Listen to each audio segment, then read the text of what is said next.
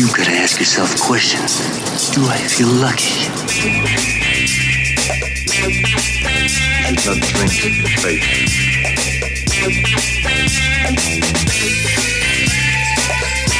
I'm not a cop. I'm a player.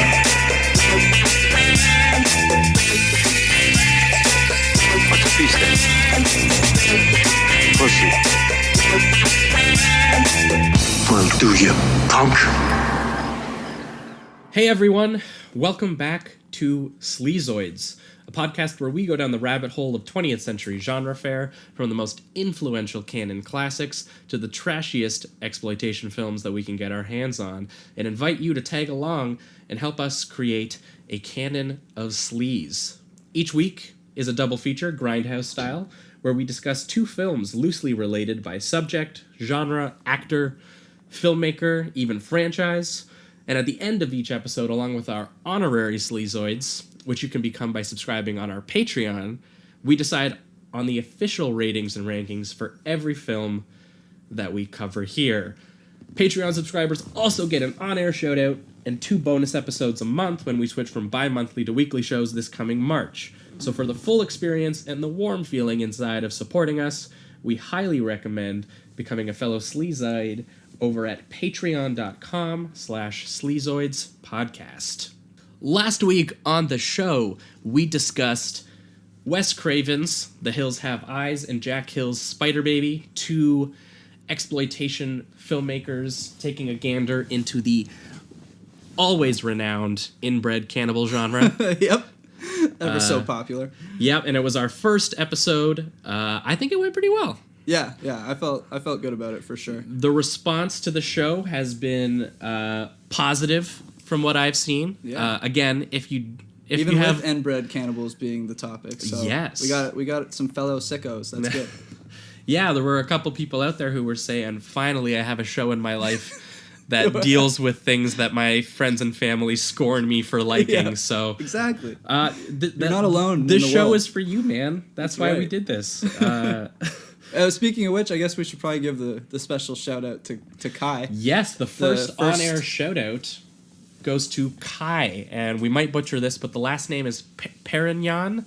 Perignon. Sorry, bro. Yeah, we couldn't figure that one out. We tried discussing before the show. We thought we'd just butcher it anyway. Yeah, so sorry. But we thank you very much. Very much. Yeah, first honorary Sleazoid.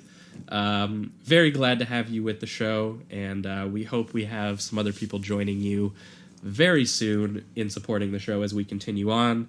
Again, last week's show talked inbred cannibals, so we thought, what better subject to move on to than this week, violent men of the law, which is not at all related, which is the joke. As always, I'm your host, Josh Lewis, and with me...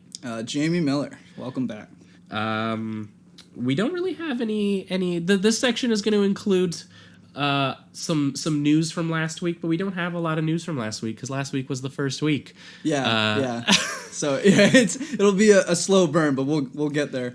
Anyway, for all of you guys listening, thanks so much for tagging along for round 2. We hope that you'll be here for many weeks to come. Was there anything else we wanted to talk about? Well, I was just for a few minutes. I was going to ask you how you felt about The Commuter, because you saw that today. Yes, I just got back from The Commuter, just briefly. Which I saw this morning, which I thought was very good. I'm a huge fan of Jaume Collet-Serra. For those of you who follow on Twitter and Letterboxd, I'm sure you all know that. He did The Shallows, right? He did The 2016. Shallows. He did Nonstop. He did Orphan. And some other Liam Neeson movies like Run All Night and Unknown. Which are kind of like, because I know I myself, I'm guilty of it. I've been kind of just shying away from these films because of, I just thought of them as trash, you know what I mean? Yes. And in a sense, I guess they are, but it's on purpose in a way. Yeah, they're kind of just mid-budget trashy, schlock. He takes these kind of like trashy conventional scripts and just directs the living hell out of them to the point where you get something that's super interesting, where you get something like The Shallows, which has little to no dialogue, but is so viscerally impactful in terms of the filmmaking. And The Commuter is is closer to stuff that he's done before, like Nonstop and Unknown, both because it also stars Liam Neeson. Yeah. And also because it's kind of got like a bit of a Hitchcockian conspiracy thriller element going for it. Okay. Where someone is put a normal man in a corner and put him into an exceptional circumstance and kind of watch how he escapes that, and can he get out of it with dignity and lives saved, hopefully. But anyway, the Commuter, very, very good stuff from Jaume, very working class centered, and very satisfying in terms of some of the action filmmaking on display. So yeah, I just thought it'd be something interesting to talk about briefly because I just saw the Letterboxd reviews and they weren't exactly good. So I was just like, I was wondering, do you think it's that stigma of like, it's like they just think of them kind of as like what I was doing with it's just trash, I'm not going to bother with it. I think so. And then they almost have that they go into the theater thinking that as well. Yeah, well, and I think when they actually see the movie on display, what he's doing a lot of the time, I think people who aren't as literate in filmmaking and visual information won't really make much of a distinction between what he's making and what a conventional movie would be doing with the same script. Right. Because he kind of leans into the cliches and he kind of does these, he doesn't do anything particularly show-offy with the character or even with the filmmaking itself. It's just very tightly constructed and very effective. And I think, unfortunately, that's just kind of underrated at this point in time. Someone who's just a good craftsman doing a basic good job, which, doesn't seem like it should be praiseworthy, but in this world of endless Marvel movies and endless garbage blockbusters hitting us every single week. Yeah, it's cool to see a genre film. It's cool to see a guy who just cares, who uses cool techniques and uses it in service of telling story and character. And there were a couple really cool techniques that he used in this one. One that I'll mention, and that actually the film critic of the AV Club, Ignati, pointed out on Twitter, was that he used a brand new technique that hasn't been used in feature film called the Cinefade. Oh, okay. Which is actually an effect where you can adjust the depth of field manually in the shot while the shot is actually happening, which just means that that's like the focus on someone's face or the focus in the background. A lot of the time, to switch the depth of field, you're going to lose a lot of your lighting. Mm-hmm. So you can't switch your depth of field just with the camera running, because it would screw up all your lighting and all the things that you've set up. So they've found this sort of like mechanical motorized filter that changes your exposure as you're changing your depth of field. So they just put it in like a preset, and then as the scene goes? And he uses it as an effect where Liam Neeson just learns some information while he's sitting there, and when he learns that information, I don't know if you've ever seen that Jaws effect where when he realizes that someone's yelling like shark or something, and that camera goes woo. Oh yeah. The one where he's on the beach. It's a similar effect, but you don't have to do the huge dolly and zoom and all of that. It just all of a sudden all of his background just starts blurring away, but his face is perfectly in focus. Okay. And either way, again, and it's used as a moment where he is being fed some information about maybe losing his job, and the whole world just disappears on him because he's so heartbroken. Mm-hmm. And like that, again, it's a very simple technique, a very simple device to tell a very simple thing that's happening to this character subjectively. Okay. And people aren't doing this shit in movies. Yeah, for sure.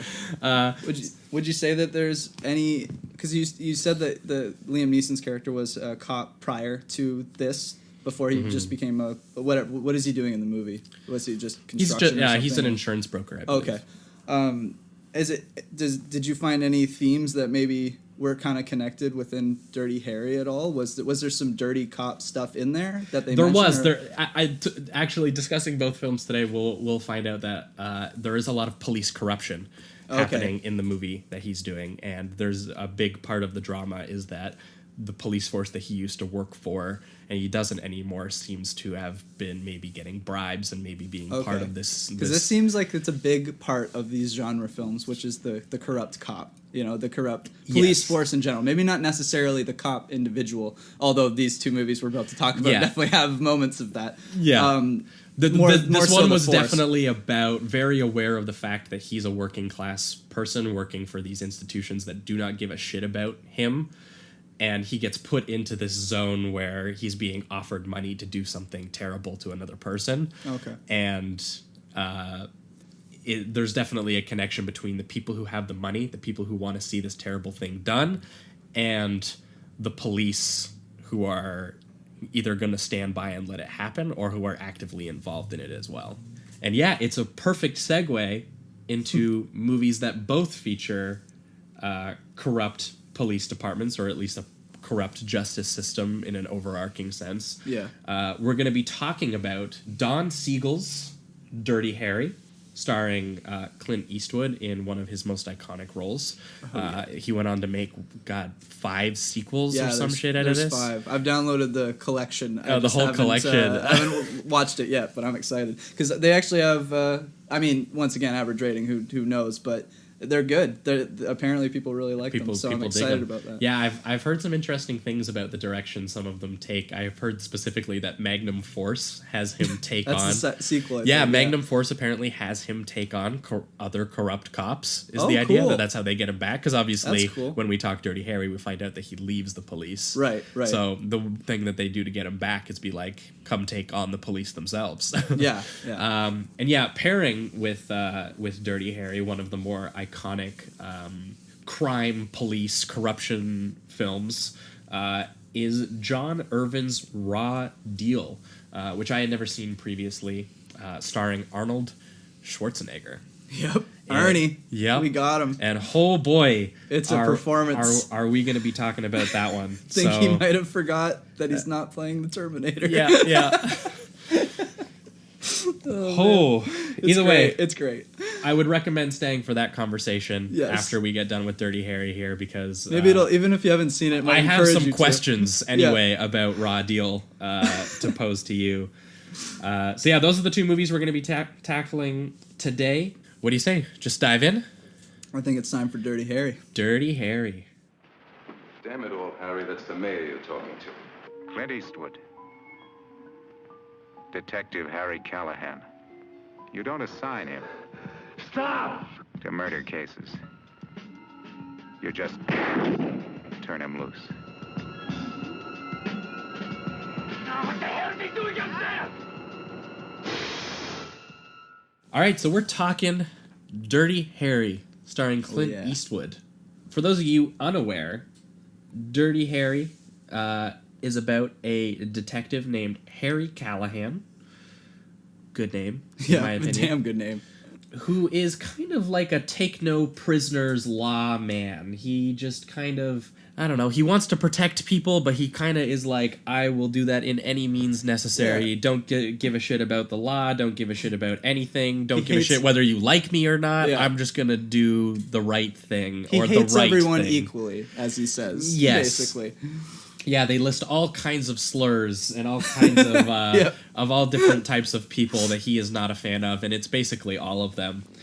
But that doesn't. But that means he's still going to protect him anyway. It's just that's his own methods of doing it. But anyway, the first film in the eventual Dirty Harry franchise sees him up against a particularly vicious villain by the name of Scorpio, who was modeled after the Zodiac Killer in San Francisco, also terrorizing San Francisco. What was is it just the way that he would kill people? What was the connection? No, it was, I think it was particularly the ruthlessness, but it was mostly the messages that he sent to the police and to the things, where he was like, hello, Mr. Police, I am going to kidnap a children on a bus or a thing. What's kind of funny is that instead of just Zodiac, like all of them, he went with a specific one. You know what I mean? He was more specific than the Zodiac was. Yes, and his name is Scorpio, which is just like I wonder if it was like, when did the Zodiac happen? I want to say it was the mid to late 60s. This came out in 71, so it was pretty ripped from the headlines kind of stuff at the time. Okay, that's cool. I didn't know that. But so Dirty Harry's kind of like living his day-to-day cop life. We kind of spend the first little bit hanging out with him, and he's just kind of going to his usual diner, eating his usual hot dog. Yep. But he kind of keeps an eye on the car that's like running just across the street. Been there for a couple weeks, he says. Yeah. And suspicious. yeah, so he kind of thinks that there's some sort of robbery or something happening, and lo and behold, there was something. The alarm goes. I think he asked the diner guy to call the police so that they can deal with it.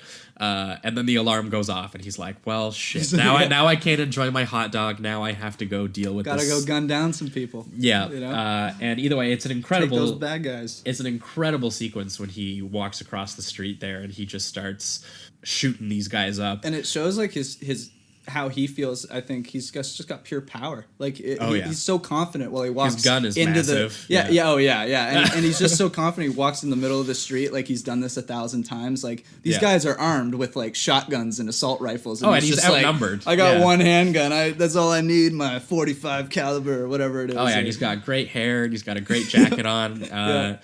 He's kind of, I guess, in this particular moment, he's supposed to be the American man. Yeah. The one who doesn't care about the liberal pussy laws and who's just gonna do the job. That's like his that's what he's supposed to be at this moment in time. He's fighting fire with fire. And Clint Eastwood walks into the room swaggering it up, and he's strutting. Every time he sits down with an FBI director of any kind, the first thing he says is some smart ass like swipe to the guy. Yeah, there's not even a hint of respect when he walks into these rooms, and I think it's kind of because he's in the thick of it, and he just sees these guys as talking heads, like just they're you just go bureaucracy. do all my dirty work and then deal with it within your own life. He sees them as people just in his way of actually doing his job. Exactly, and I especially think he sees that within the mayor. Very much so. Well, because everyone they call him Dirty Harry, and it seems because everyone kind of knows him as the guy who is willing to bend the rules and is willing to do the jobs that other people would refuse to do out of a moral conscience. Yeah. I think that's interesting too. How they give you how they reference his name quite a few times where they're like, that's why they call him Dirty Harry. But each time they do it, it's for a different reason. And it kind of evolves as the film goes, because then you find out that he's actually... First you think it's just because he's got a rough demeanor and he's using these racial slurs and stuff and whatever. But then it kind of turns into a thing like with the suicide, the guy that's going to jump. Yeah. And then he goes and no one else wants to go talk him down. So Harry's like, all right, well, I'll go do the dirty work then. And does it in the dirtiest way, too. Funny note about that scene, by the way. Eastwood actually directed that scene. Really? Yeah, because cool. I guess apparently... They couldn't figure out the logistics to get the director and the camera and everybody up on the roof with the guy, so they were just like, well, Eastwood's up there, so he can just direct himself and the other actor while he's up there. Was that one of his first directing moments? Probably, because he went on. I know he went on to direct one of the Dirty Harry movies. Well, in the 70s and 80s, he went on to do other westerns that he directed himself, like High Plains Drifter and Pale Rider and other things like that. So it would have been around the time he was trying to get into directing. So but he was also friends with Don Siegel, the director, and apparently he only said that he would do this movie if they let Don Siegel direct it. Okay, because he's done a few movies with Don Siegel, right? Yeah. And in the same year, I believe, he did The Beguiled with him. Oh, okay. And then before that, they did something else together. I can't remember exactly which you're repping the shirt of right now. Oh, yeah. I haven't seen The Beguiled is amazing. Yeah. But yeah, anyway, so he shoots these robbers down, right? So he shoots these robbers down, and then he has the iconic line of that everyone always misquotes, because everybody always quotes it as the... do you feel lucky, punk? Mm-hmm. Is how people quote it, but it's like you have to ask yourself one question: do I feel lucky? And then he goes, well, do you, punk? Yeah. But because it's just such a mass noted thing, it's kind of broken telephone with it the whole way. Yeah. To be honest, I think, and I might be stretching a bit, but I feel like a bit of that comes from, if you remember The Mask with Jim Carrey. Yeah. He quotes it as a direct Clint Eastwood line, and he says it the wrong way like that. Oh, and it almost seems like it might have just gotten into the consciousness of people in that way. More people have seen The Mask than Dirty Harry. The parody of it just stuck with them them more. Like, you know what I mean? Yeah. So that was interesting to me. And it's a great little monologue that he gets. It's obviously a great little piece of writing as well. But the way that Eastwood delivers it specifically is, I think, what really seals the deal on it. Yeah.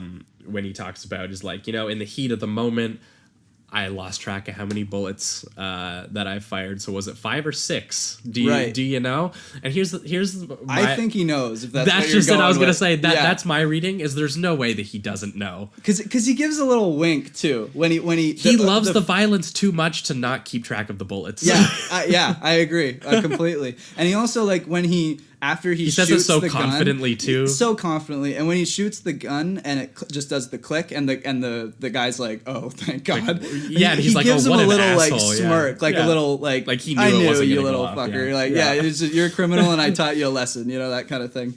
And yeah, it's such a showing of his personality just in that one 5-second sequence of just him against that guy. It's an amazing amount and that's of the confidence. opening. And so between that opening where you get to see him in action already, and one of my favorite touches of that sequence is that it spends a lot of time with him crossing the street and then doing the thing and just kind of ignoring all the people in the background, because this is happening in a public street with tons of people watching. There's people everywhere. He doesn't try to reassure any of the people. He like walks away, doesn't he? Instead, he's like, instead of like taking care of this crime scene, he's gonna go mess with the perp. He's gonna just go fuck with him. And that's what he's gonna do, which is just like very indicative of his character throughout the rest of the movie. And then following that, we kind of get, again, an implied history of this kind of behavior that he has when everyone's talking about him. And I think what's the question that the mayor asks him about? Like, apparently he shot like a rapist in the street or something like that. I actually have the quote. Oh, what's the quote? And he basically says, because it's the intent to rape, because he hasn't raped the girl. Oh yeah, he's running after her. Yeah, so the mayor asks, how did you know that he was going to rape her? How did you come to the conclusion that it was intentful rape? And he says, when a naked man is running after a woman with a butcher knife and a heart on, I figure he isn't collecting for the Red Cross.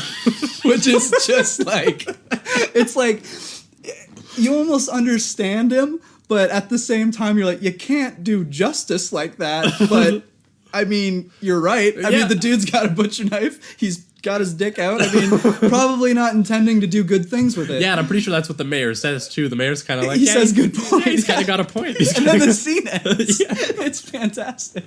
He's just like, I can't really rebuttal that. I guess so.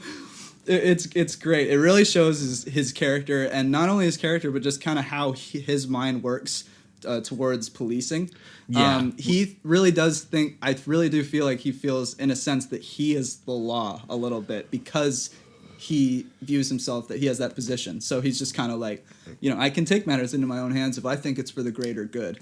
Yeah, because he thinks a lot of time the laws don't have the greater good in mind, and that people are going to get off on technicalities, and they're going to do this, and that's which kind of happens later on, but to the fault of him, which is kind of interesting too. Yeah, which is also interesting. Yeah. I guess that brings us into the part where Scorpio gets in here, which I guess is actually the real opening. I always think of the technically, scene, because he shoots the girl in the pool. He shoots the girl in the pool, which is the real opening. And can I say, just to throw it in there, practical blood effects and bullet effects just give such a visceral feel to the violence. It's like when you see her swimming and then all of a sudden you just see her the back the blows red glow. out. Yeah, you're like, it gives you so much more than, you just clearly do see a digital blood splatter. You know what I mean? Yeah. So when all these movies have these practical blood effects with the shooting and like the blood coming out of them and into the wall and stuff, it really makes you feel it more. And when you also consider that this is the early 70s,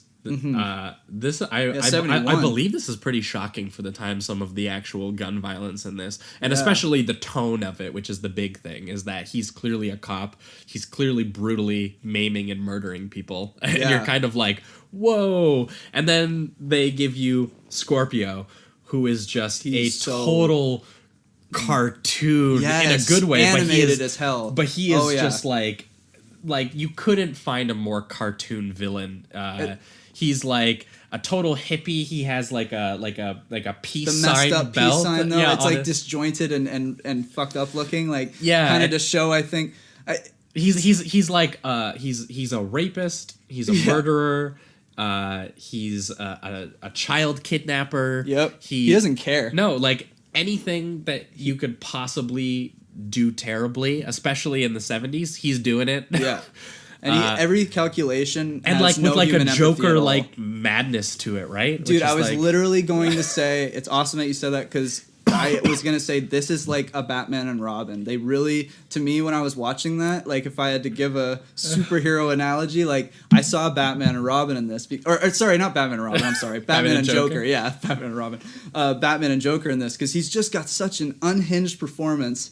And then there's it's so crazy. Harry, who's like, you know, he's Very dark brute and force, he's yeah. brute force, but he's gonna get the job done even if it's against the actual justice system. Like it was very Batman and Joker, which I thought was kind of interesting. Yeah, I actually read that.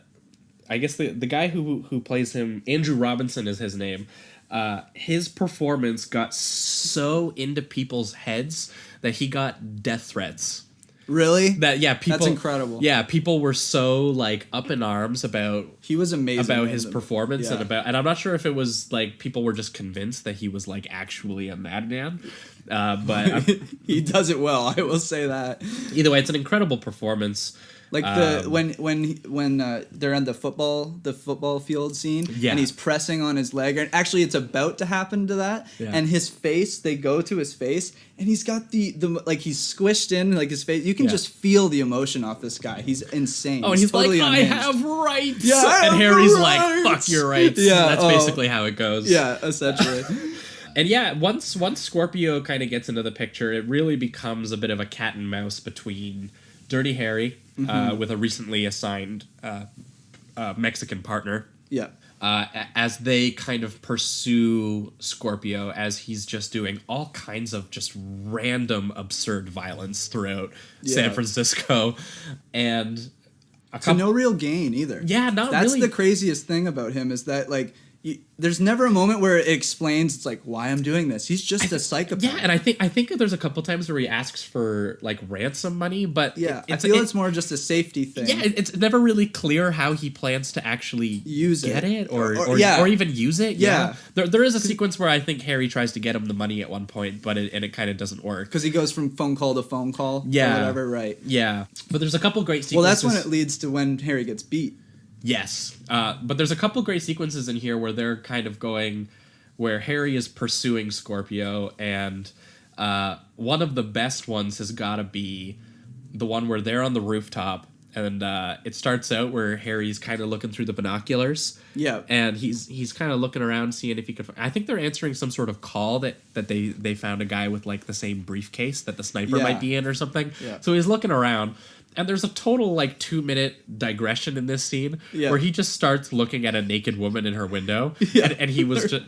And there's... About to have, a lesbian orgy, basically. Yeah, there's, hippie sex party going on in one of the things. And he's just like, oh, man, I love me some of this. He even... Doesn't he say... I didn't know the lines. Maybe if you... No, I didn't write the line down. He says little Harry in some way. Oh, does he? He says something, but I couldn't hear what he says prior. But he says something like, something, little Harry. Oh, and I knew that he just made a dick joke. And I was like, that's amazing. Holy hell. Yeah. So he's totally just unabashedly just kind of going with what feels instinctually right for him. Mm-hmm. Which the movie kind of goes to show you is both, right for him, but also kind of brutal and wrong in its own way. Yeah, and also messes with the system because there's that scene where, because of the football thing, that when he kind of tortures him in a way to try to get the girl's information. Yeah.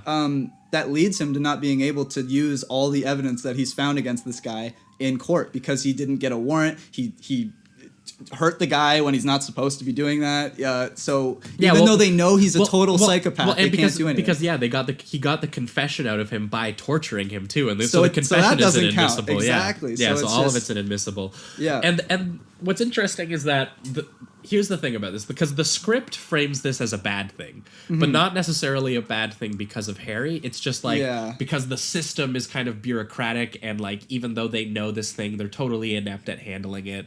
And Harry's maybe a little bit in the wrong, but the system is ultimately worse than Harry, and Harry's got to get the job done. That's kind of the way that the screenplay reads. There's definitely a debate there, you know. Well, and that was where kind of some of the reactions to the movie that were negative came from, was that they were thinking that this is kind of a bit of like a fascist police fantasy, where it was where some people kind of read it that way, where the cops themselves know better and they should put the law into their own hands at some times. And how it opens with like, here's all the police lives lost, which it sets a tone too.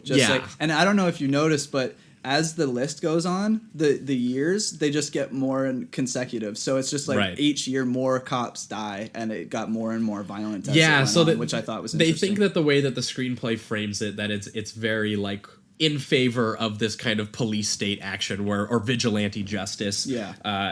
In a way that's saying that obviously these laws and these hippies are the problem.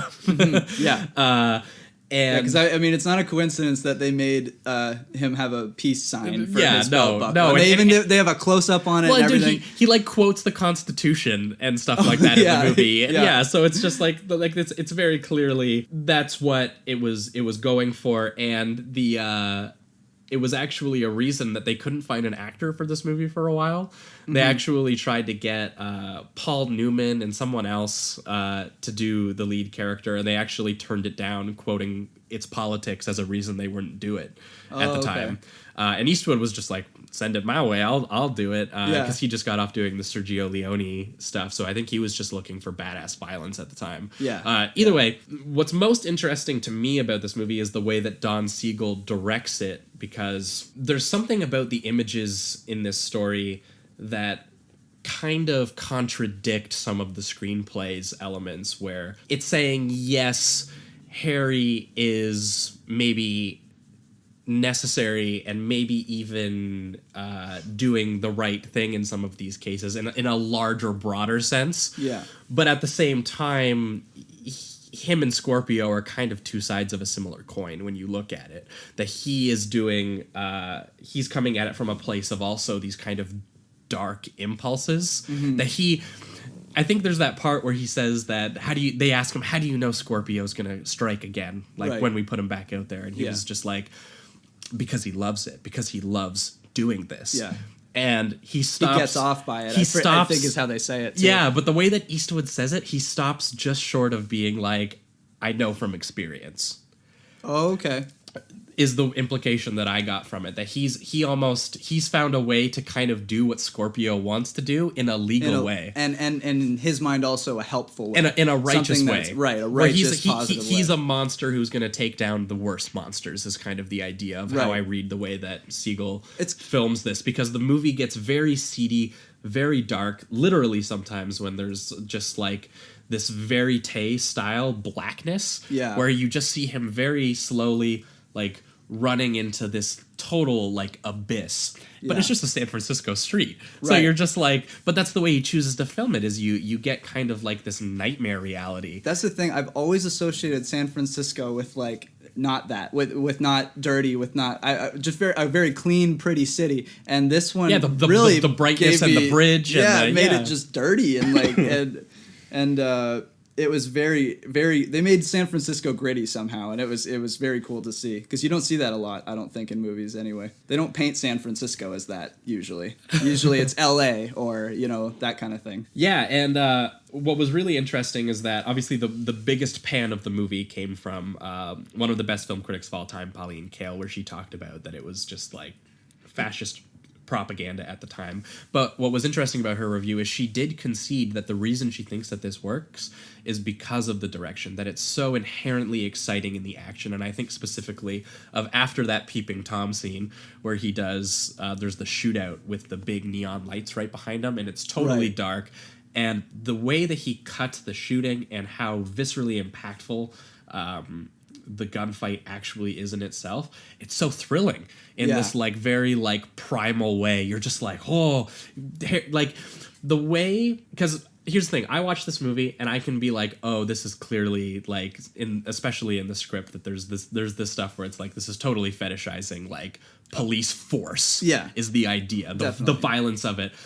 But even though my head knows that, I'm still in there being like, get him. Yeah, get that vengeance. Get him. You understand? Because I think what they do is they match up one extreme with the other, and it's essentially like, well, what are we gonna do about this fucking psychopath? Like this guy is not a normal criminal. This guy has gone to the furthest deep end of, that's possible. Oh, absolutely. So maybe we need a Dirty Harry for that. And that strikes a response in your head where you're like, yeah, but get him. Yeah. Get him. And then when the action comes in and he's shooting at him, you're like, yeah, shoot him. I feel take like him out. Watching this movie makes me just feel like an all-American conservative. Damn it. And I'm not that person. Get him, Harry. Get him.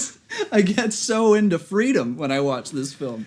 Yeah, and it's in that way it almost has like a dreamlike quality to it where you're watching it and you just get swept up in it where you're like, I really need to see Harry take this guy out on screen viciously. Yeah, which I kind of think which is why the ending works so well, because you think it's gonna turn into that kind of, oh, here it is, the psychological game where someone has a gun to a kid's head or somebody's head, and then they got to choose, like, can we get the gun down? Can we, step to them so we can get the gun away? What is he going to do? Fuck that. I'm just going to shoot the guy. You know what I mean? Like, Dirty Harry's had enough. He's done with this guy, and he just goes, boom, risks what he has to risk, and sure, he could have shot a 10-year-old, but damn it, he didn't, because he's Dirty Harry. Dude, that climax is insane. That starts out with the bus chase sequence where he jumps on top of the bus. When he smacks that child, I felt that. Like, I was like, I think he might have actually smacked that child. I just maybe the kid was like, you know what, I'm feeling method today. Yeah, I'm gonna go for it. Yeah, really give it to me, man. There's one incredible shot where Harry's on top of the bus. So he's on top of the bus, and he's finally kind of like crawling over the top, or he's getting onto the windshield, and he's trying to point his gun upside down, like into the driver's seat. And I'm like, first of all, you're gonna shoot him while he's driving the bus full of children? Like, are you for real? Yeah, like what? What is your plan here? I think he's just thinking this point, and then we'll figure it out after. But again, I think that's why this works, because again, he's on like this primitive level of, I'm just gonna by get the him. End. Yeah, for sure. And you can tell because he's jumping off of bridges to get to this dude. Like, he's no longer like just trying to sneak up to him. No. Play the phone call game. I'm fucking done. I'm jumping off a bridge. I'm getting on this bus, and I'm taking this guy out. Well, either way, when he's leaning over, there's this great framing that Seigel does where his gun is pointing, and he's trying to like point it to shoot at Scorpio, who's driving the bus, and Scorpio pulls his gun out to point at him, and they're pointing at each other, and the guns are kind of like in the wind, blocking the windshield. And he's kind of swerving, and then as he swerves, they move their guns, and a car appears right in the way of the bus where their guns just were, where the danger was, and then he swerves out of the way. I believe he crashes the bus, right? Eventually. Yeah, he crashes into a fence through it, which the stuntman is still on the bus and everything. Yeah. That sequence is fantastic stunt-wise. I really enjoyed it. And then I'm pretty sure he crashes because all the kids get out eventually, or they don't even show the kids. I'm not sure, but I do know that I'm pretty sure crashes the bus because, I was going to say that one of the kids is from the bus, but he's actually just fishing. Just a kid trying to have a good time. That's all he was doing. I noted this in particular because I know Scorpio runs off the bus, and what was funniest that I noted was that Harry doesn't even check on the kids. Not even at all. Check. Doesn't give a flying out. Like, all these kids were just like, could have been murdered on the bus because he doesn't even check to see if any of them are okay after the bus crashes. Yeah. He's got a one-track mind, and it is blow this dude up. Yeah. Oh yeah. And so they have this chase through the thing, and they eventually through like, is it some sort of like coal mining? Yeah, it thing seems or something like that? It's ironic. It seems like a quarry, which is ironic because that shows up in Raw Deal too. But I think it's like a quarry oil company kind of thing. I don't know. Well, either way, they get to the final showdown where the Scorpio takes a kid hostage. And he's like, "Oh, I'll kill the kid. I'll kill the kid. Like, put the gun down." And you're like, "Oh, Harry. Like, what is Harry gonna do here? Just shoots." Exactly. Could have totally shot the kid, but he's like, "Whatever. It's worth it. It's worth the risk. And then he gets to repeat his great line. Yeah, which is great because this time he totally knows he's got a bullet in the chamber. Oh, he knows he's got the bullet in the chamber. He knows damn well. And he what wants he's the doing. dude to reach for the gun. And this is the only way that this was going to end. Because and that's the thing. He waits because I think that he still wanted. I don't know because I found that odd because I thought he might have been at the point where he was like, I'm just done. I'm shooting this dude. But he does wait. He does wait for him to bring out his gun, and so he can, I guess, call it self-defense, even though he was really rooting for it. Yeah. But I did find that... Here's the thing. I don't think he would have waited. Yeah. Okay. I think at that point that. he was so invested in it that he was going to do it regardless. Yeah. But yeah. he was still looking for that moment. Yeah. Yeah, because he does have he does wait a little bit. He does have some sort of codes. But I feel like they're pretty I feel like vague. if the guy was just like no, he'd be like, I'm still fucking done. And then just pop him. Yeah, and then obviously they get to the iconic ending where he throws the badge and he's like, I've had it with this bureaucratic system of the police that can't get shit done. Yeah, and I have to say, I love how they just kind of wrap it up there. Because it's really, that's the story. Yeah, you know? and apparently Eastwood didn't like that ending. Really? Originally. He wanted the more long-winded, wrap it all up with every character ending. No. He just thought that the ending actually betrayed the character because he thought that he was quitting. And apparently Don Seigel had to talk to him for weeks to be like, no, you're not quitting. You are just saying the police are worthless. Okay. That you're to be honest, I did read it as he was quitting.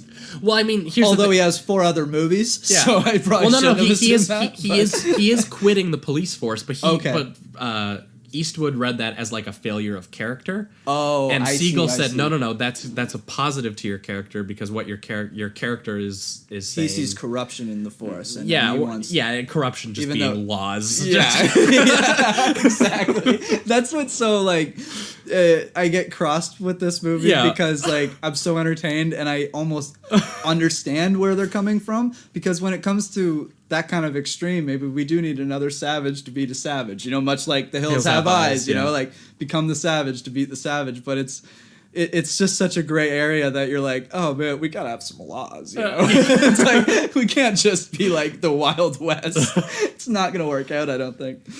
So now's the part of the show where we enter the reductive rating round, where you just heard us talk about a movie, in this case, Dirty Harry, in all its complexity, all its nuance. And now we're going to reduce all of those words into a rating between 1 and 5.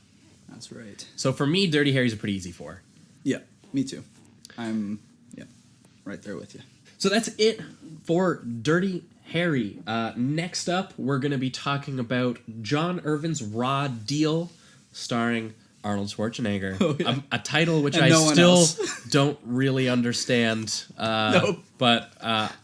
we'll figure it out. Maybe we'll find the answers along the way. Yeah. Anyway, so let's dive into that.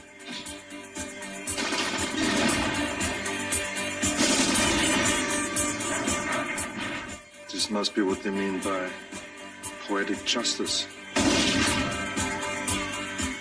Nobody gives Schwarzenegger a raw deal.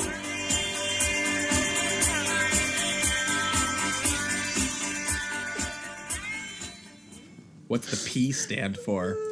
Pussy. I forgot about that one. You definitely have to tell that one. What's his name? It's John P. something or Joseph P. It's like Joey P. Liebsman or something, and the cop's like, "What does the P stand for?" And he just looks at him straight face, pussy. Because I'm pretty sure it's right after he gets mugged, and he wants to look like he's just got mugged. Yeah. That's what he wants it to look like. So he's like, I'm a pussy. I got mugged. Guys, get to recording.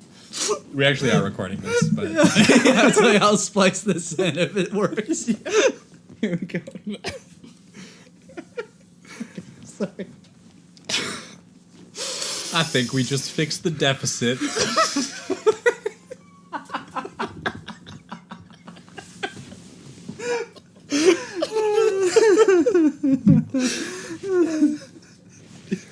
You know what I like about the bedrooms?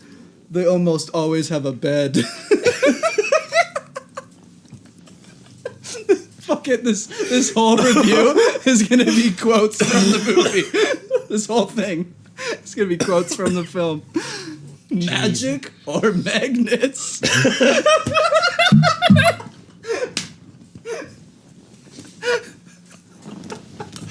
And then he just flips the table. Like, why? It also looks like mid-flip the table. Yeah. It looks like he forgets that he was supposed to flip the table, so he kind of goes like, magnet or magic? And I'm like, kind of like, oh yeah, here's my cue. It's fantastic.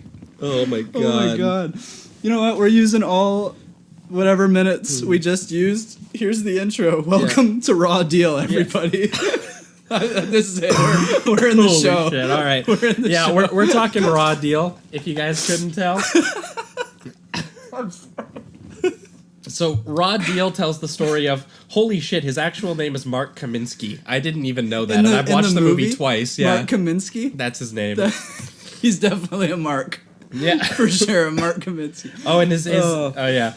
So for those of you unfamiliar with Raw Deal, Arnold Schwarzenegger plays a guy named Mark Kaminsky, who is a former FBI agent who was kicked out of the Bureau for what they deemed rough treatment of a suspect, Dirty Harry style.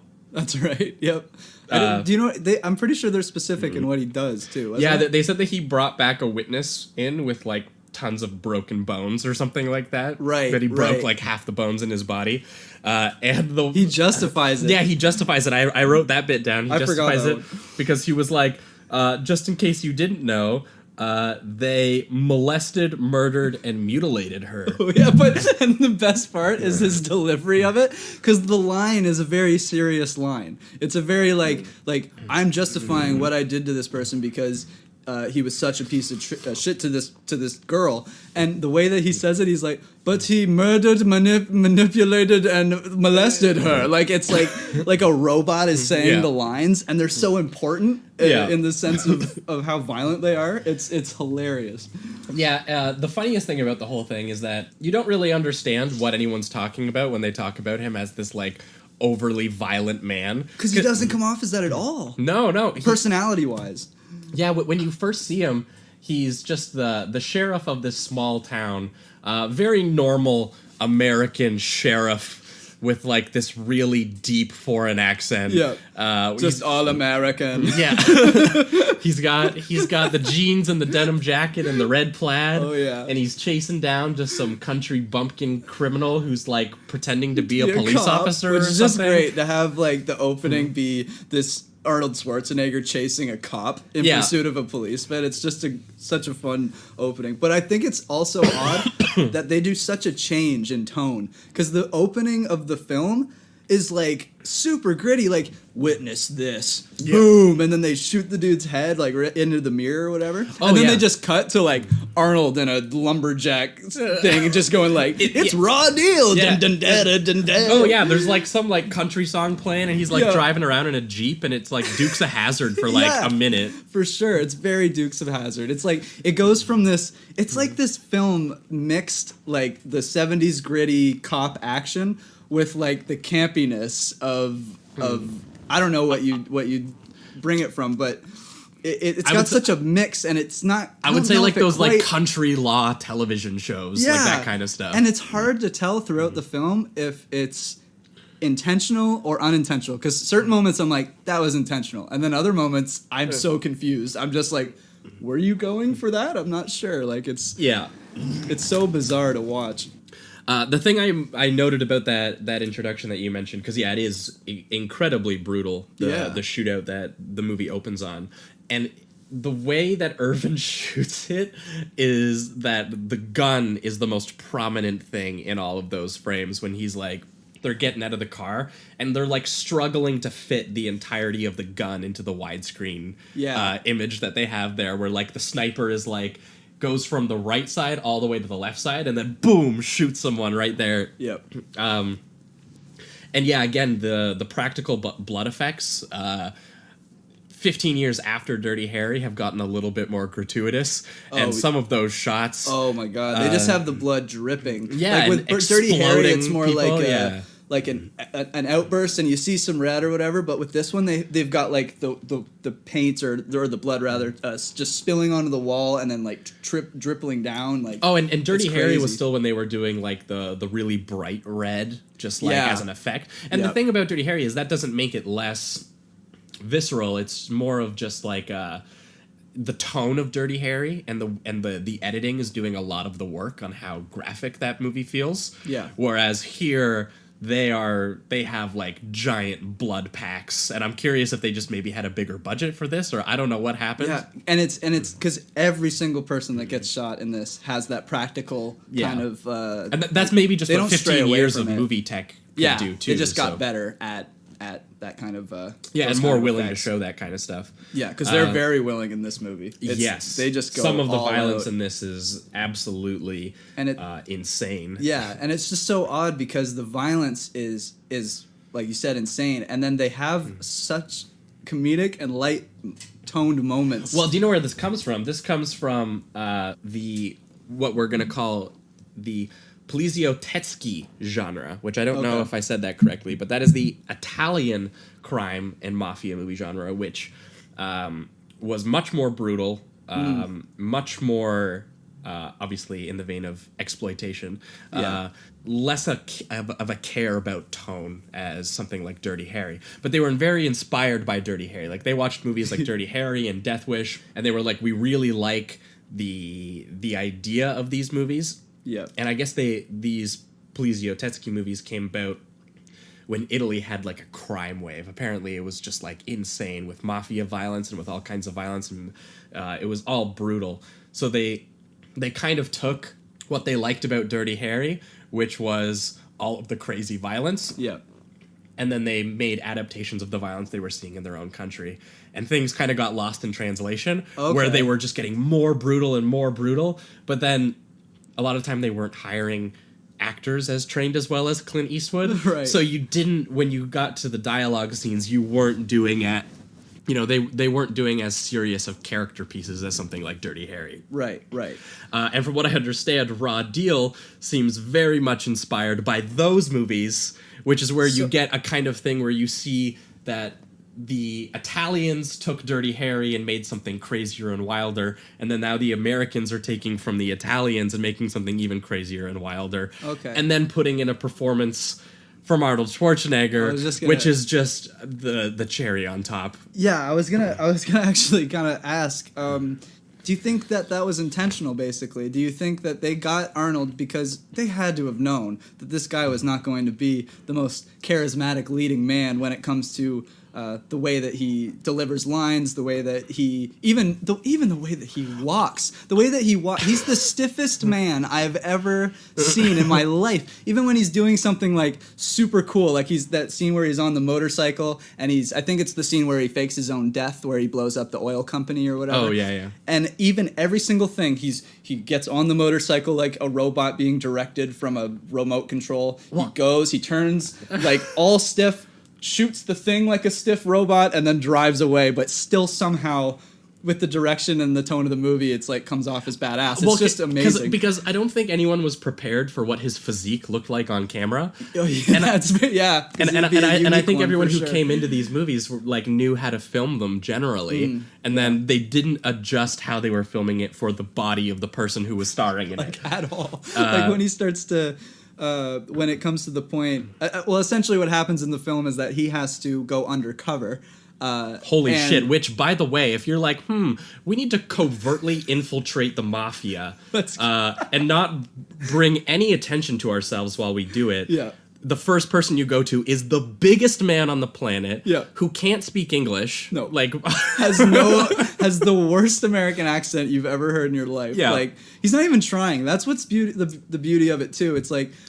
he's not trying to do an American accent. At all. And it does, but the character is American, right? Like, there's no doubt about it. I tried to, like, justify it in some way. I'm like, well, maybe, I don't know, he moved when he was 5 and his mom talked to him that way and that's how he's grown. I don't know. It was just craziness. I couldn't believe that and they pull it off too, which is amazing to me. Somehow the tone they works. sell it as best as they can for sure, which is, and it's where a lot of, but it's also where the charm of the movie comes from, where you're clearly watching someone who doesn't belong in this role. This role was written for an Eastwood or for like a John Wayne type. Charles Bronson, someone like that, someone who has that kind of like American grittiness, but also, especially someone like Eastwood, someone who has charm. Like when he smirks in Dirty Harry, even when he's like, you just watched him like brutally gun someone down, and you're like, wow, that guy kind of sucks. And then he puts on a smirk, and you're like, oh, he's kind of cool like though. Him. Like, why do I like him? Yeah. Like this is the kind of character they're trying to get in this movie. Right. But Arnold is doing it, and you're like, he can't say a charming one-liner because he has no control of the tone of his voice. He just says things.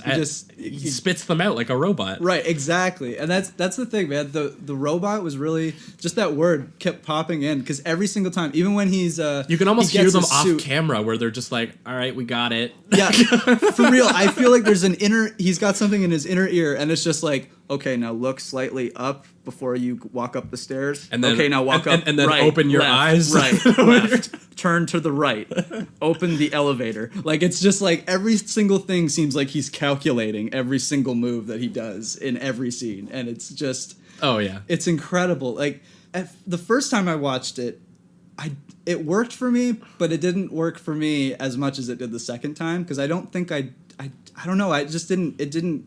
No, I definitely felt that too, because I think when I got into when we decided we were going to pair this with Dirty Harry, I just saw that it was a guy who had been kicked out of the FBI for being a kind of like brutal person of the law. Right. And I was just like, oh, okay, so that just makes sense. Like, I assume. But here's the thing. You don't really see that in him until the last 20 minutes of the movie. Yeah. And then it goes all out. Like, they don't even no holds barred. So that's the thing. When I watched this movie, I sat down and I was like, okay, so I'm going to watch a guy who's kind of got his do it his own way, kick ass. I'm going to, like, fuck the laws. I'm just going to take down the bad guys. Yep. But it's funny because he doesn't seem to play that character at all. And it's almost like he's putting on a facade the entire time, because at the very beginning he's the nice small town sheriff where he's like and he's trying to live a normal life, and he goes home to his wife and he's like, hello honey, what's for dinner? And she's clearly not okay.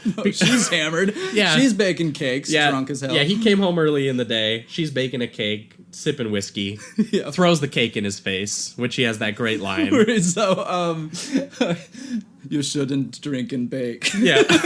No, it's don't drink and bake. I said it's like a don't drink and drive line. It's fantastic. Yeah, and it's what's funny is that again he's the calm person in that situation. Yeah, like you would expect him to get like angry or get violent or do something, but he doesn't. Yeah. Instead, he like puts her to bed, and then he sits down in his chair with his scotch and puts on classical music. And you're like, what? Who is this guy? And then he picks up the phone and they're like, hey, we got a job for you. We want you to like do this. And he's just like, oh, I don't know if I can do that. I'm just living a nice life right now. And I'm just an American. Yeah. Just trying to live my free life. Yeah, but it was more like Tommy Wiseau there. But. Yeah, honestly, that's who he channels a little bit here. Yeah. Now that I've said the voice, it's kind of like, wow, that kind of rang because true. Like you can see him actively performing on screen, like trying really hard. That's exactly what it is. You can see him performing. That's what you can see every calculation he has in his brain before he does the act itself. Yeah, because you can see him and you can see him. Okay, he's like, now in this moment in the scene, I'm supposed to be thinking, and then he puts on a really exaggerated thinking face. Thinking now. Yeah. Exactly. I am suave and I am smooth. And even when he says a witty one-liner, you're like, there's no way his brain came up with that. He's reading lines. Yeah, every single time. Nothing comes out. It's amazing to me that something can come out so unnaturally, but it still rings true. Like, it's still like, I accept it. I just go like, yeah, like, sure. Even though it totally is some of the worst line delivery I've ever heard in my life. Oh, but it's so amazing. I'm so entertained by it. Yeah, exactly. Yeah, well, he has a charm that he is like almost unaware of. It's so bizarre. Which is even more evident when he finally does decide to go undercover, because I think the basic Who plot. am I, Dirty Harry? The basic plot. Which I did not know about that line when we selected this double feature, so real. it ended up What a being really coincidence. funny when we watched it and he literally references Dirty Harry. Harry. First of all, he's nothing like Dirty Harry. He associates, it's like his character's like, oh, guns? Okay, Dirty Harry. Yeah. Like, I am American and I shoot guns. Dirty Harry. Yeah. Yeah, and so I think like his former boss at the FBI, his son gets killed by some like corporate stooge or whatever. Yeah. And then he's like, okay. Which ends up being a big emotional part. We'll get to that, but... So he's like, I need someone who can go undercover and who's not part of the FBI, because I think the FBI is corrupt. Mm-hmm. And I'm going to get, again, the biggest, most un-American man possible to infiltrate the Chicago Mafia, which I don't think is Italian. I'm pretty sure it's just American. Yeah. And when he does that, he decides he's going to play a different character. He's no longer the all-American country sheriff guy. He's now Arnold Schwarzenegger trying to be like a Bond type. He's got the big suit on, which looks so funny on him. And, and he's walking so stiffly, and he's trying to do like the suave. He's got the whiskey, he's got the cigar, and he starts like flirting with the girl too at the casino. And honestly, watching it, I was like watching a monkey try to figure out how to use a tool. Oh, truly. Because like the understanding is there. He is like, you can see him. He is actively trying to flirt with her, and he is actively aware that he is... It's supposed to be flirting. He is supposed to be the charming, suave man infiltrating. Yeah. But, like, it's so primitive and clumsy and unnatural. Every line. Every little action that he takes.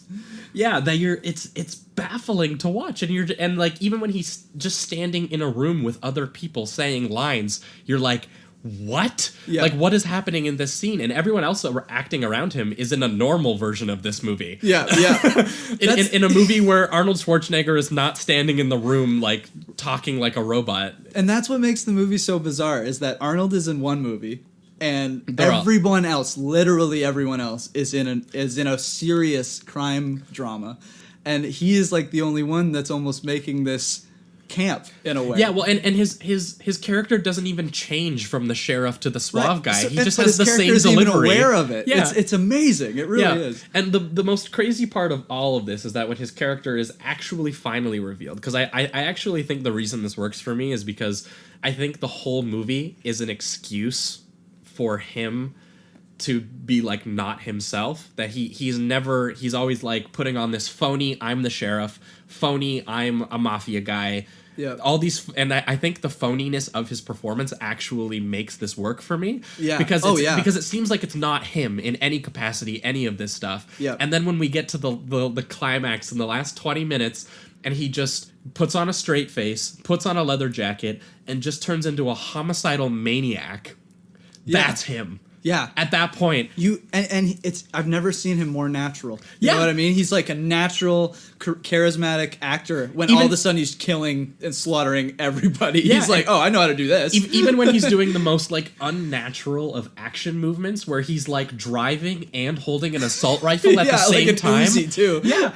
No control with that gun. And he's driving over bumps. You're like, how can you see a thing? And meanwhile, he's sniping people with an assault rifle from like miles away. They're up in the air. Like, this is not a long-ranged weapon that he's using at all, but he's just pinpointing every single dude. Yeah, it's like a submachine gun. Like, there's no way. There's no accuracy. Those things are like 50 to 50. Like, it's just like, but what's who crazy knows what you're hitting. Is that's the most believable part of the movie. Like, watching that, you're like, wow, this actually makes so much sense now that you're watching, like, this part of the movie. Because everything else is when he's trying to be the suave character, it seems like the only thing that he was like, oh, well, what do suave people do? Oh, I'll just light up a cigar in every single scene that I'm in. That seems to be his only attribute. He's like, I put on the suit, I light up the cigar. I am a Bond. Yeah, apparently I read that he was actually very happy with this movie only because it was the movie he got to change his wardrobe in the most. That he had never worn so many clothes for a movie. Oh my God. Normally they just give him a leather jacket and they're like, there you go, you gun some people down. Badass, yeah, and in this one he's putting on the denim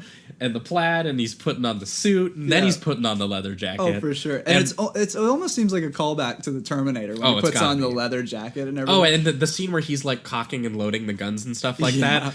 By the way, almost sensual the scene where he's doing that, where he's like grabbing the bullets. There's a slow saxophone thing going on, isn't there? Yeah, there or like is. something like it's really slow. I actually put that on my notes where I was like, why is everything so like? There's like some moody romantic guitar solo. Like in the Yeah. 80s, that was what the kind of music you would play during a sex scene. Right, Absolutely. exactly. But Yet- he's doing it to his guns, baby. Yeah. Like he's like, I'm about to make some love with. Yeah, which with is why it's the with real blood. him, because you're like, finally, he's like, all right, finally, I got my wife beater, I got my guns. Seems natural. Time to finally unleash the beast, which Yeah. is the real version of me. Yeah, exactly. And he just goes all out. That last climactic scene is just it's a insane. great shootout. It's so good, and it's in such a closed space too. Yeah. Which really works because they just start destroying the set, and it's Oh, amazing. there's parts where he literally just stops shooting people and is just like shooting the bar. Shoots the coats. Yeah, he shoots the coat coats. He shoots section. the bar, and And they cut to it too. There's nobody in frame. There's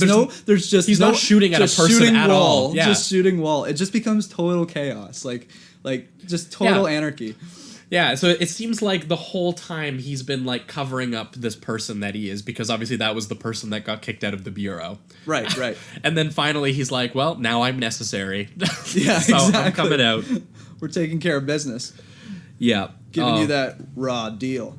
Maybe that's where the title comes from. I don't know. We still haven't even discussed that. It's like, why is this called Raw Deal? I don't think there's a deal made in the movie. Yeah, no, I tried to look it up, and apparently this movie went like, it was, at one point it was called Let's Make a Deal, and then at another point it was called like Triple Identity, because he plays 3 different people, which actually makes more sense. Well, because he plays the sheriff, he plays the undercover guy, and then he has like him, then obviously there's him. His Bond character? Like, no, like his him, real, okay. like his like violent homicidal maniac self. Gotcha. Which actually, that title makes the most sense to me, because that's closer to what I actually read the movie as. Because the first time I watched this movie, I was so obsessed with his performance, and I was so captivated by every little gesture and thing that he said. I missed a lot of the plot points, actually. Yeah, I only watching it the second time did I even understand that the guy at the end who he Dirty Harry's, it like literally, where he's like, pick up the gun or I'll shoot, or like, you know, that. It took only on the second watch that I realized that was the prosecutor who kicked him out of the FBI. Mm-hmm. Yeah. And I was like, oh, that's probably an important moment, actually. Another thing I love about this is that he spends that first scene with his wife, and then she's never in the movie for the rest of the movie. Yeah. Which is, again... all they do is mention her. They're like, I got back with my wife. Everything's good. Yeah, like, which is like, again, is that true? Because clearly that version of yourself is not you. Yeah. Where you're just... And now that you're especially back in by the end, because we've seen him become the animal. And, like, now he's just going to go back to his wife, who we think, from an audience perspective, hates him. Yeah. Like, it's like, all of a sudden, everything's just fine, I guess. That's like which version of him is going home as a newly, like, returned to the FBI? Yeah. Like, what is he like in the FBI? Mm-hmm. I have no idea. Yeah, exactly. Like, is that another person that he has there? There's something interesting, too, that kind of correlates with the whole justice question of Dirty Harry, which is when, I think his name's actually... Harry, the director, the guy that gets shot and can't walk or whatever. Oh, his name's Harry, I think. Something like that. But he, at the end, when he starts to get fed up, he says the line, "Fuck justice." Yeah. And it's interesting, just like both of these movies kind of have an undertone of, you know, fuck the system. I'm taking over and I'm doing it myself. You know what I mean? Vigilante justice, for sure. Yeah, it's just a total vigilante justice. And I just liked that line because it was just straight up what he was saying, you know. There wasn't any undertones. It was like, fuck this system. I'm fucking done with it. I'm going all out, you know. Yeah, and it's really funny that the guy who prosecuted him for being violent ends up being in bed with all of the guys with the mafia themselves, like directly. Like he's just hanging out in their hangout for some reason. And he's such a coward too. Like it almost feels like his character just was gonna be inevitably led there because he had no backbone. Like when Arnold starts to go up to him, he's like crying like a little boy for his mom. Oh, yeah. Like he's just... Yeah, I also really liked Arnold's back and forth with the mafia dude who didn't trust him. The guy's just like, you haven't won me over yet. I think you're an undercover guy. And they keep going back and forth about all of things, like where he's like testing him. And Arnold has so many of these one-liners on him that are just the like dumbest shit. Yeah. But the other guy in the room is like, oh, you got owned. It's like 80s owns where the guy is like, Don't They're even like remember telling you that it was a good insult. Like yeah, like he was almost... like, I'm the best there is, and Arnold's like, if you're the best there is, we wouldn't have invented the veal. And I'm like, in what universe is that an actual own that someone feels bad about? Like, yeah, like that. You could have just went, what? But the actual mafia boss is just like, oh, yeah, like, he got you. You got him, Arnie. Yeah. You got him. And one of my favorite moments in the movie is when that guy finally goes down. There's that bit of that graveyard scene that they shoot where they come up and they're like, who are we shooting? And they're like, oh, just some police dude or something. It ends up being the guy who hired Arnold Schwarzenegger to even infiltrate. Oh, like right, Harry, Harry, the guy. Yeah. Harry, yeah. And they come the up guy to who him. lost his son. And this is my favorite bit of violence in the movie because as soon as Arnold realizes that they're going to shoot, obviously, his friend, Yeah. he's obviously not going to do that. Yeah. So he immediately turns to the left, shoots the mafia guy on his left, Yeah. turns to the right, shoots the mafia guy on the right, and the whole time the two mafia guys are shooting his friend. But what happens is Arnold shoots the mafia dude on the right. It cuts to a slow-mo of him getting hit, and you can see one of the like blood packs just explode on his chest. And it turns into that slow-mo where it's like losing frames, where time has kind of stopped. And then it cuts to his friend Harry, who shoots the guy, and it cuts back, and it's still in slow-mo. Another blood pack explodes. Yeah. And then it cuts back to Arnold again, who shoots him again, and it cuts back for a third time, where he's getting shot in slow-mo again. It's all the same slow-mo shot, but it's as if like time has slowed down specifically for this one dude so that he can get shot like 50 times. 50 times in a second. I was like, that's so brutal. Yeah, and it's almost physically impossible, but the film just kind of forces it on you and makes you feel that violence. No, there's something convincing about like the action in this that makes you just kind of forget all the dialogue scenes for a second. This movie allowed me to somehow, with all of the logical and fallacies that's in it, or fallacies rather, that are in it, it still let me suspend my disbelief. You know what I mean? Like I could easily just watch the film and be like, I accept this because I am beyond entertained right now. Yeah, and I'd say it's the same thing also about the climax, about how it's so ridiculous, but you still kind of buy it just in the world of the movie's own weird logic. Yeah. But there's the part where where the most bizarre ending. Yeah, because it really is. because he pulls up to the quarry first of all, and the Rolling Stones kick in. The Satisfaction. The Satisfaction, yeah. Yes, which is just such it's joke. So fun. It is genuinely a joke on the movie's part though. Like it's in on it. He even puts in the cassette. It's not like it's in the background or whatever. He puts on the song, his character himself. Yeah. And then he's going around, and it's just amazing to hear Satisfaction. Yeah, while he's gunning people down. And then a dude falls into one of those pits. Rock crushers. And literally gets crushed. The rock crusher, and meanwhile, there's just Mick Jagger, Satisfaction. Like, you're just like, what am I watching? No, because I feel like this is the moment where you get into actual the character's head. Yeah. Where you're like, like I'm feeling it. It is Rolling the first Stones moment and you violence. feel true to his character. You feel like he's actually. Yeah, and you believe him as a character. And all he of a bursts sudden. into the drug den and just like shoots up all the heroin. And then, without even looking, there could have been just some innocent person in there. He did not know. He kicks it open. There could have been a child trafficking ring. Exactly. And he just kicks it open, does not look at all. There's not even a second between him kicking open the door and then the shots going off. And it's just everybody's dead. And it's the same thing when he goes and he finally goes in and starts taking down the actual mafia in their building. And they're like, well, hopefully he's not here. And then bam, he's shooting the security cameras. He's coming up the elevator. I don't even know how he actually gets up. He just appears in the room like a ghost. Yeah, it's literally like starts he's a phantom. Shooting everything in sight, the walls, not even shooting people, as we mentioned earlier.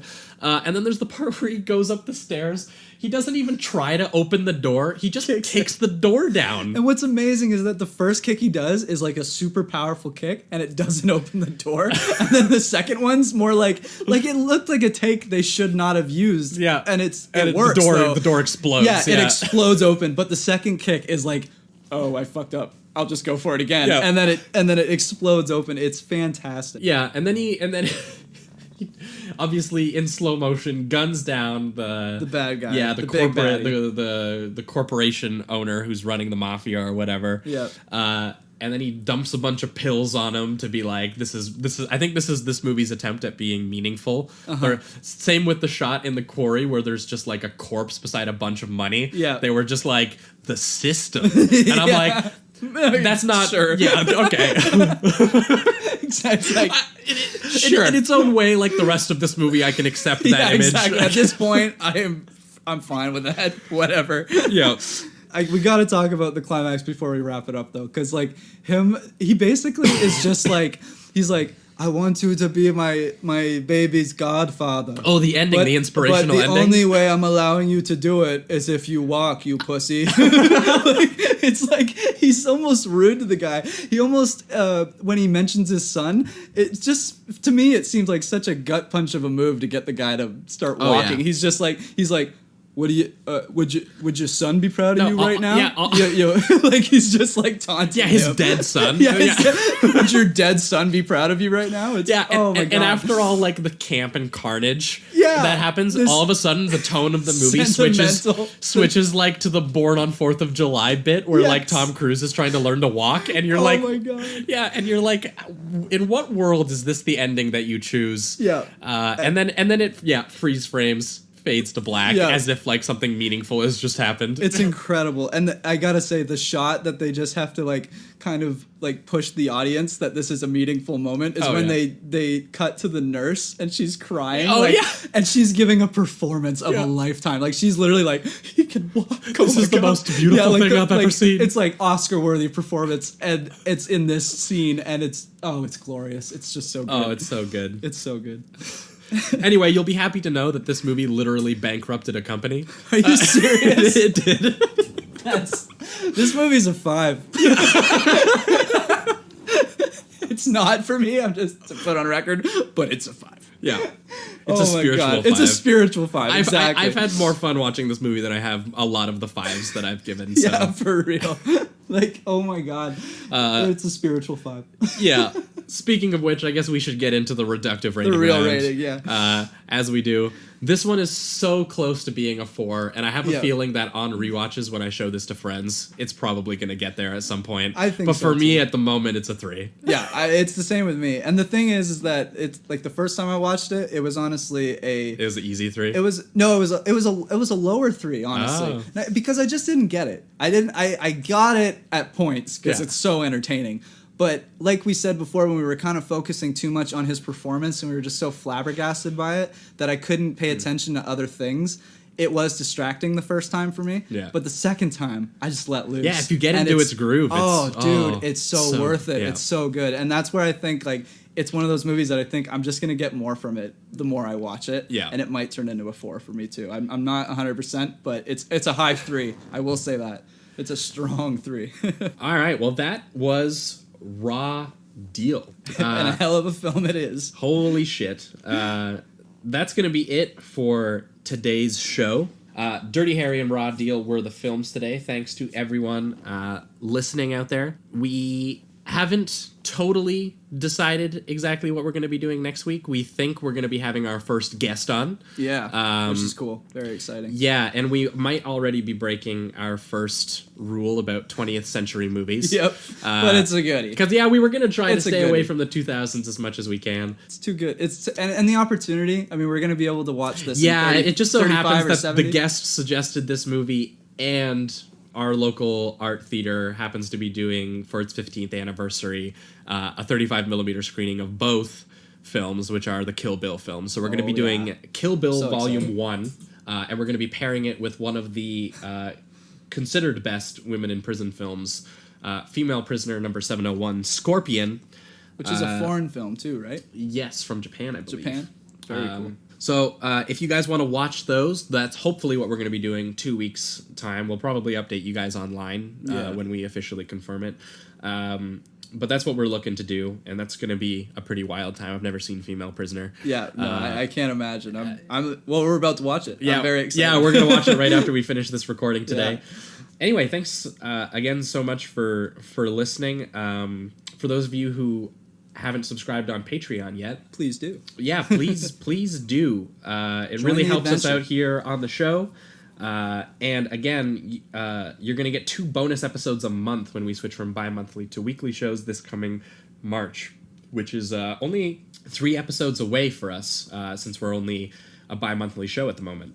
Creeping up.